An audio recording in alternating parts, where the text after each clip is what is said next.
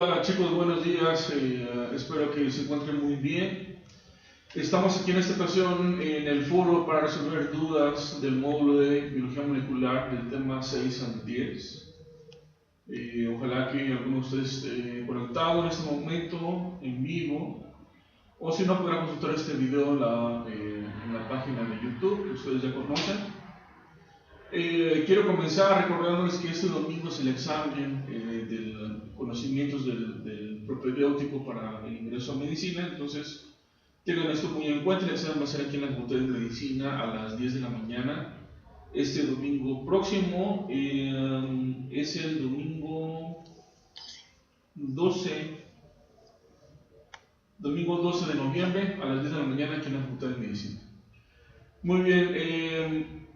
Quisiera comenzar esta sesión hablando un poco de las dudas que subieron ustedes en el foro. Tenemos un par de dudas.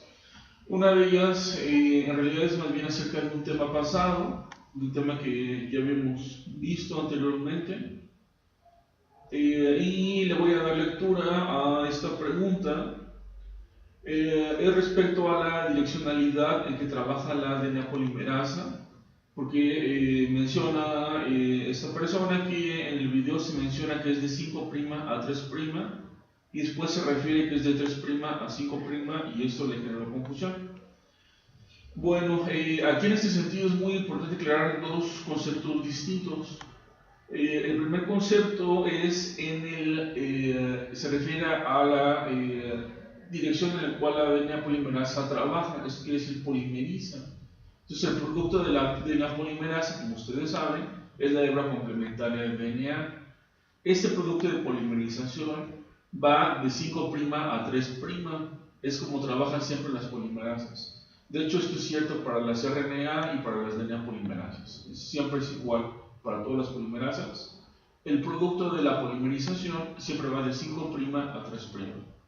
De esta forma, para poder polimerizar de 5' a 3', vamos al segundo concepto, que es la dirección en la que lee la polimerasa la hebra de la cual se está basando para hacer la hebra complementaria. Entonces, la hebra en la cual lee para poder polimerizar va de 3' a 5'. Entonces, si lee la hebra que va de 3' a 5', obviamente el producto de la polimerización va a ir de 5' a 3'. Espero que esto quede un poco más claro para ustedes. Repasen las imágenes que están en las presentaciones. Por favor, les sugiero que si no quedó claro, busquen en internet en qué dirección trabaja y en qué dirección lee, que son los dos conceptos distintos, las polimerasas en general. Muy bien, ese es en cuanto a la primera pregunta. La segunda pregunta ya es del tema 9, que es del ciclo celular y cáncer. Aquí nos preguntan en el foro que si la proteína P53 tiene algún otro nombre, alguno que tenga que ver con seca y no tanto con sinónimos como gen supresor de tumores o de este tipo. Bueno, entonces, en este sentido, la proteína P53 se le llama TP53. Eso es por las siglas de Tumor Protector Protein en humanos, es TP53. Y en roedores, en ratones, se le llama TRP53. Es el mismo concepto, es la misma proteína. Recuerden que el 53 se refiere al tamaño de la proteína como tal, en medida de una electroforesis, esto se expresa en kilodaltons. Pero entonces, P53 no tiene un sinónimo de CKI. P53, de hecho, enciende a un gen que codifica para la proteína que se llama P21. Esta proteína P21 sí funciona como CKI. CKI se refiere por estas iniciales, tienen que ver con inhibidor de una ciclina que es activada por sinasas o CKI, esas son las iniciales. En resumen, P53 se enciende a P21 y P21 es un CKI, entonces quizá por ahí viene la confusión, pero en realidad a P53 no se le llama CKI. Bien, eso es en cuanto a las dudas que estaban en el foro. Aparentemente ya no hay más dudas en los foros del 6 al 10. Y entonces, si me lo permiten, hablaremos un poco de estos temas, del tema 6, 7, 8, 9 y 10, que son los que faltaban en esta sesión para revisar. El tema 6, recuerden, es epigenética. Recuerden también el concepto básico de epigenética, se refiere a todas aquellas modificaciones que cambian el patrón de expresión de los genes, pero que no implican cambios en la secuencia del DNA. Entonces aquí hay una serie de modificaciones, tanto las bases nitrogenadas como las histonas, por ejemplo, que cambian el patrón de expresión de los genes, pero que esto no quiere decir que se introduzcan mutaciones o alguna sustitución en la secuencia de bases nitrogenadas. Esa es la definición básica de epigenética. Hay varios mecanismos epigenéticos, de los más conocidos que vimos en la presentación, y hablamos del patrón de metilación de las citosinas, por ejemplo, que son las principales que se metilan, y sucede que este patrón de metilación modifica entonces el patrón de expresión de los genes. Y obviamente al metilarse no se está cambiando la secuencia, la base nitrogenada sigue presente, solamente que esta metilación hace que se forme la eucromatina, que es la cromatina relajada. Acuérdense que esta cromatina es susceptible a transcribirse, o bien estas modificaciones generan a la heterocromatina. La heterocromatina es la cromatina que está más condensada, y entonces en este estado ya los genes no se transcriben, se detiene la transcripción de los genes. Bueno, ese es uno de los mecanismos más utilizados. Recuerden también que estas metilaciones y estas acetilaciones también pueden llevarse a cabo en las histonas, que están en forma de nucleosomas, o sea, el DNA unido a las proteínas, esto se llama nucleosoma. La mayor parte de estas, las más conocidas, son las histonas.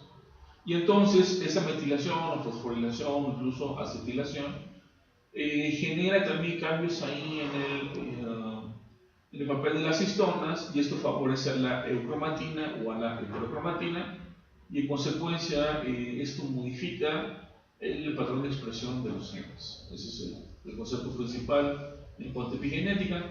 Hay más mecanismos asociados al control epigenético, por ejemplo, el uso de microRNAs o RNAs de interferencia, pero esos son conceptos más complejos, más avanzados. Ahorita que vemos con los conceptos básicos que manejamos en la presentación. Eso es en cuanto al tema 6. Bien, en cuanto al tema 7, tenemos aquí a los cambios en las secuencias del DNA. Y aquí me refiero específicamente a los polimorfismos de nucleótido sencillo, conocidos como SNPs, y también a las mutaciones. Bien, recuerden que los SNPs, o polimorfismos de nucleótido sencillo, es la forma más frecuente de variación genética entre los individuos. Los SNPs explican, por ejemplo, las diferencias en el color de ojos, en el tipo de pelo, en la piel, incluso tiene que ver con la forma como nuestro cuerpo responde a ciertos medicamentos, a cómo se metabolizan ciertos medicamentos.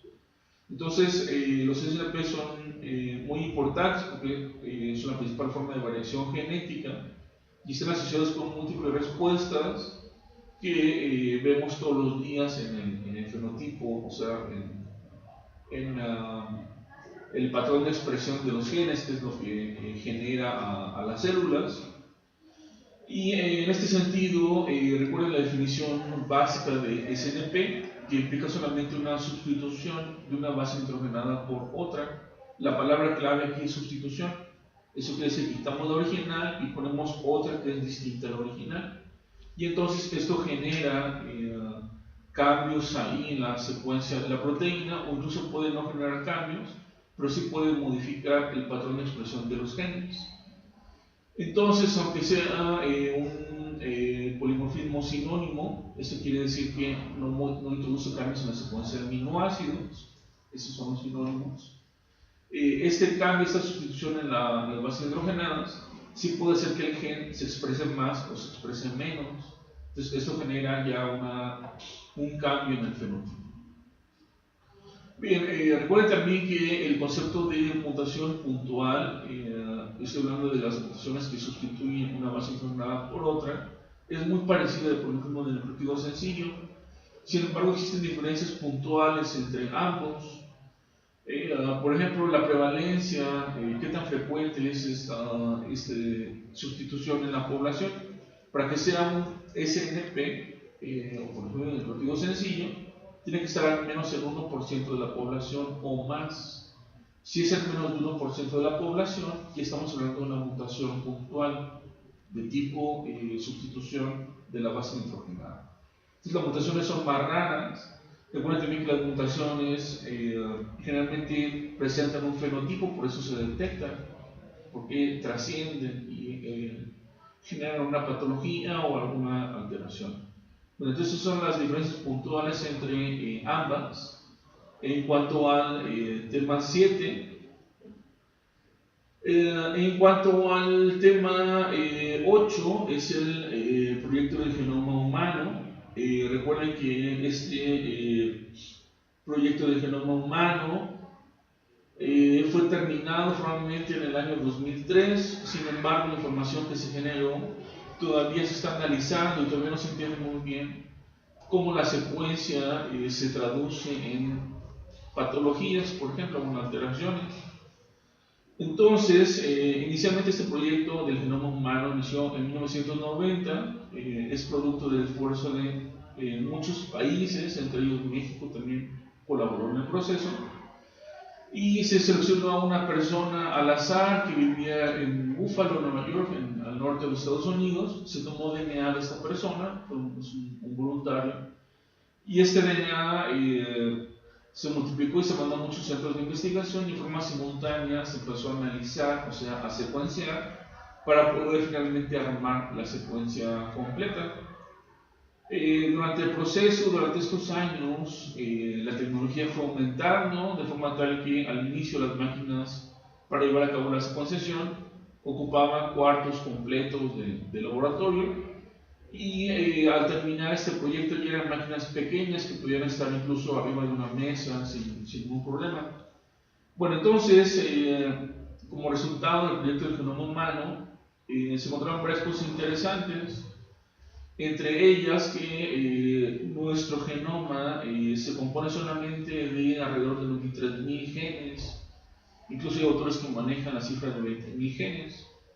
Pero bueno, si tenemos nada más 23.000 genes en nuestro genoma, ¿por qué tenemos más de 100.000 proteínas en la célula? La respuesta es muy sencilla, se llama splicing alternativo. Eso quiere decir que un solo gen es capaz de generar a más de una proteína, y de esta forma se genera una gran cantidad de proteínas que vienen del mismo gen. Esto puede ser simplemente al cambiar el sitio de iniciación de la transcripción. Porque se recorre una base nitrogenada hacia adelante o hacia atrás, ya cambian los codones. Recuerden que los codones son los tripletes de bases nitrogenadas que se leen a la hora de la traducción en los ribosomas y que finalmente generan una proteína. Bien, este es en cuanto al proyecto del genoma humano. Otro hallazgo que fue muy interesante es que solamente 1.5% de nuestro genoma corresponde a los exones. Esto quiere decir a las regiones de DNA que se traducen y que se expresan como proteína. Entonces, con solamente 1.5% de todo lo que está en nuestro núcleo, de todo nuestro DNA, es suficiente para armar a todo un ser humano, o sea, todo el fenotipo completo. De esta forma, el 98.5% restante no codifica, pero eso no quiere decir que no tenga funciones. Ayuda a regular ahí la expresión del 1.5% restante, y esto le da más complejidad a todo el organismo. Bien, ese es en cuanto al tema número 8. El tema número 10 es el tema de ciclo celular y cáncer. Recuerden las etapas básicas del ciclo celular, revisen las imágenes también en la presentación. Las asociadas ahí al proceso de división celular, de mitosis. En relación al cáncer, también recuerden los conceptos básicos. En relación al componente genético asociado al cáncer, tenemos dos conceptos básicos: el concepto de oncogen y el concepto de anti-oncogen. Bueno, el oncogen es un gen que sufrió una alteración, básicamente una mutación, aunque no necesariamente es una mutación, pero esta alteración sufrida en este gen lo lleva a expresarse más de lo normal, aumenta su expresión y se convierte en oncogen. Este oncogen, antes de sufrir esta alteración, cuando es sujeto de vida normal, como los que están en el núcleo de nuestras células, se le llama proto-oncogen. Entonces el proto-oncogen es el gen normal, viene la alteración, se transforma en oncogen, aumenta su expresión, y esto puede inducir, por ejemplo, que la célula entre a ciclo celular aún a pesar de no estar lista para hacerlo. Este es uno de los fundamentos del componente genético asociado al cáncer. Y está la otra familia de genes que les comentaba, que se llaman anti-oncogenes, también conocidos como genes supresores de tumores. Dentro de esta familia de genes, de los supresores de tumores, tenemos a P53, por ejemplo, tenemos a la proteína asociada al retinoblastoma. Aquí lo que pasa es que estos genes, conocidos como supresores de tumores, también sufren una alteración, como una mutación, y esto les impide expresarse. Entonces, a diferencia del grupo de los oncogenes, donde hay una expresión más elevada, los genes supresores de tumores disminuyen su expresión. Y sucede que estos genes supresores de tumores, como su nombre lo dice, protegen a la célula de un ciclo celular alterado que puede en un momento dado generar cáncer en el proceso.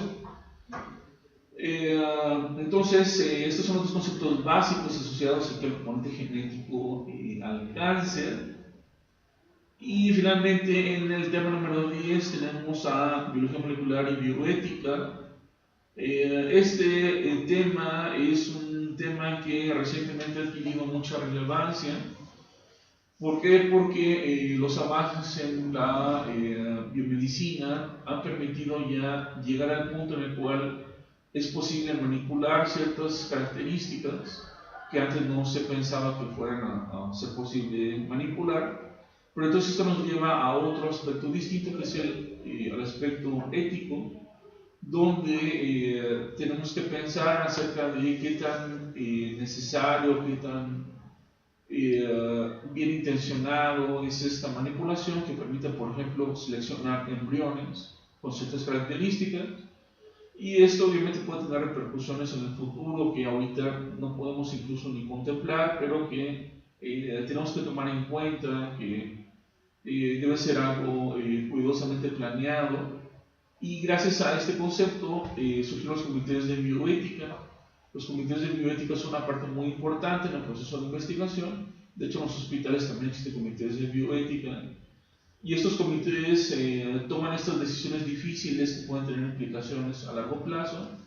Y es muy importante que estos comités avalen mediante su trabajo, por ejemplo, a los proyectos de investigación o en temas como trasplantes de órganos, para poder tener el sustento y entonces evitar ese tipo de problemas en el futuro. Esa es la premisa principal en cuanto a ética y biología molecular. Muy bien, pues este es un pequeño resumen de los temas 6 al 10 del módulo. Espero que tengan tiempo suficiente para revisar el material y enfocarse en los puntos importantes. Le recuerdo nuevamente la cita para el examen este domingo 12 a las 10 de la mañana aquí en la Facultad de Medicina. Y ¿qué más? Si alguien está en este momento viéndonos, será un buen momento para subir otra duda más al foro. De no ser así, si lo pueden hacer en el transcurso del día, yo estaré checando hoy por la tarde, en la noche, el foro, y si hay alguna pregunta más, con todo gusto la contestaré. Muy bien. Pues muchas gracias por su atención. Creo que por el momento sería todo. Me despido y espero verlos aquí el siguiente semestre, la mayor cantidad de ustedes posible. Muchas gracias.